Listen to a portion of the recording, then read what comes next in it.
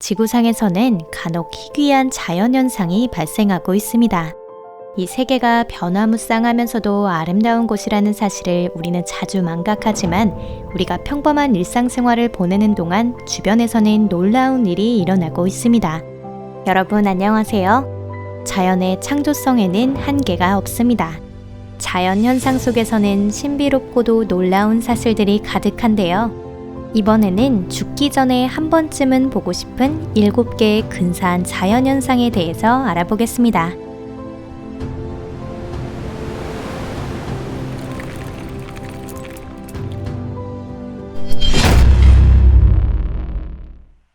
피해 폭포. 이 자연의 기적을 보려면 따뜻하게 껴입고 남극 대륙의 동부까지 가야 합니다. 거기에 있는 맥머도 드라이밸리에서 색다른 빙하를 볼 수 있는데요. 그 빙하에서 흘러나오는 물은 폭포가 되고 있는데 그것만으로는 별다른 점은 없어 보입니다.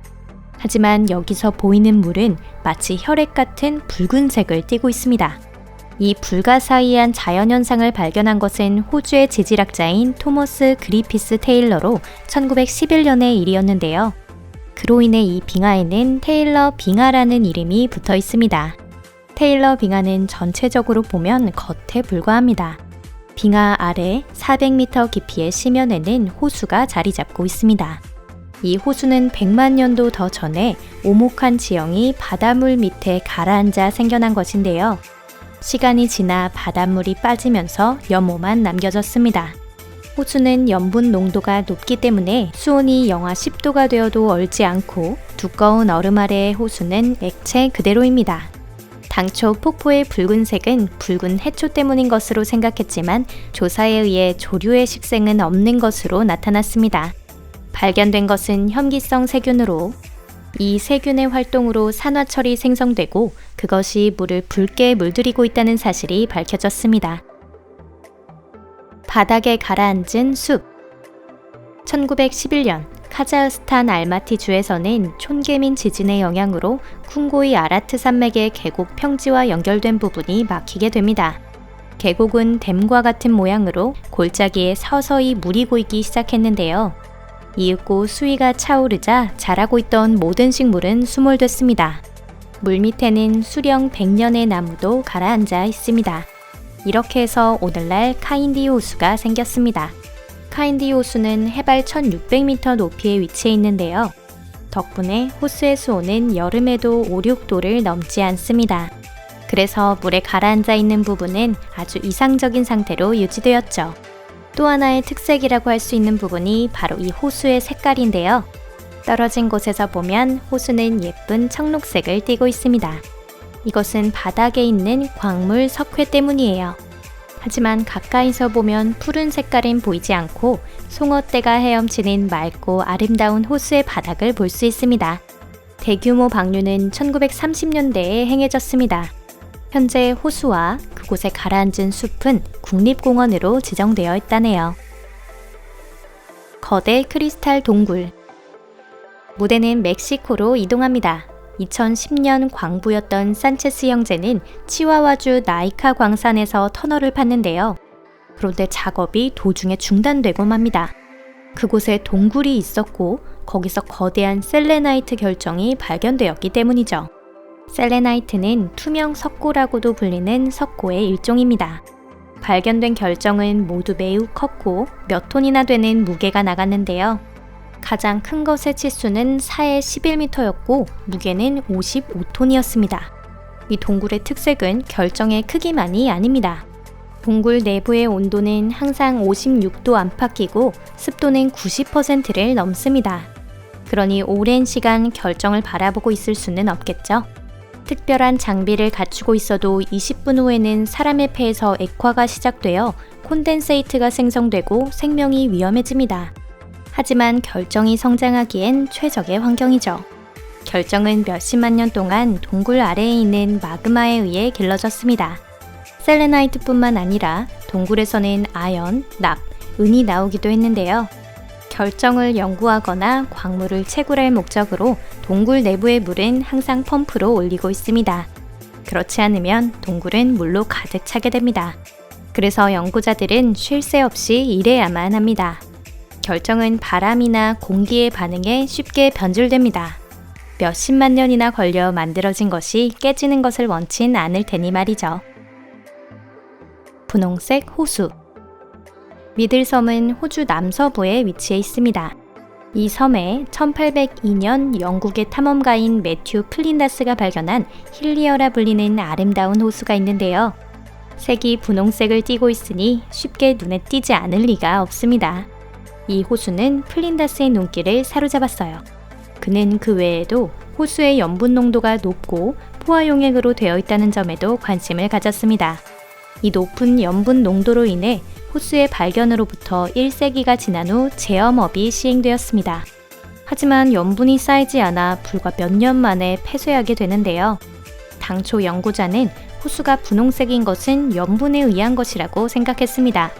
하지만 1950년 조사에서 이 가설을 뒷받침할 만한 증거를 찾지 못했죠. 이 현상의 발생 이유가 밝혀진 것은 바로 얼마 전인 2016년인데요. 마이크로 바이옴 연구팀에 의해 알려지게 됩니다. 물을 분홍색으로 물들이는 것은 고세균 및 두날리엘라라고 하는 조류라는 사실을 알게 된 것입니다. 이들이 서식하기 때문에 호수는 이 아름다운 색을 띠고 있는 것입니다. 이 힐리어 호수를 방문하신다면 12월부터 2월 사이를 추천합니다. 여름에 그 색이 가장 진해진다고 해요. 하지만 수영은 할 수 없습니다. 세로가 250m, 가로가 600m이기 때문에 수영하기에는 수심이 충분하지 않아요.